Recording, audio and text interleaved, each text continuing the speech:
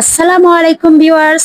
আজকে তৈরি করে দেখাবো টক ঝাল মিষ্টি জলপাইয়ের আচার। আচারটা আমি সহজভাবে তৈরি করার ট্রাই করেছি, আশা করি আপনাদের ভালো লাগবে। এই আচারটা তৈরি করে সারা বছর আপনারা সংরক্ষণ করে খেতে পারবেন। আমি প্রথমে 2 কেজি পরিমাণে জলপাই নিয়ে নিয়েছি কাঁচা। আমি জলপাইগুলোকে ভালো করে ধুয়ে তারপর সিদ্ধ হতে দিয়ে দিয়েছি। জলপাইগুলোকে আমি ভালো করে সিদ্ধ করে একটা স্ট্রেনারের সাহায্যে ছেঁকে নেব। এই পর্যায়ে আমি গরম অবস্থায় জলপাইগুলোকে একটা ঘুটনির সাহায্যে হালকা থেতলে নেব। একটু বড় ধরনের জলপাই দিয়ে আচার তৈরি করার চেষ্টা করবেন যাতে বিচির পরিমাণে কম হয় আর আচারের পরিমাণটা একটু বেশি হয়। মশলা তৈরি করার জন্য চুলায় একটা প্যান বসিয়ে তার মধ্যে দিয়ে দিলাম শুকনা মরিচ, পাঁচফোড়ন আর সাদা সরিষা। এখন আমি মশলাগুলোকে ভালো করে একটু টেলে নিব। মিডিয়াম আঁচে মশলাগুলোকে তৈরি করতে হবে যেন মশলাগুলো পুড়ে না যায়। যখন মশলাগুলোর থেকে সুন্দর একটা গ্রান বের হবে তখন আমি মশলাগুলোকে নামিয়ে নিব। আপনারা চাইলে পাটাতেও পিষতে পারেন, আবার মিক্সিতেও ব্লেন্ড করে নিতে পারেন। এদিকে আমি চুলায় একটা প্যান বসিয়ে তার মধ্যে দিয়ে দিলাম সরিষার তেল। সরিষার তেলটা একটু বেশি দেওয়ার ট্রাই করবেন যেন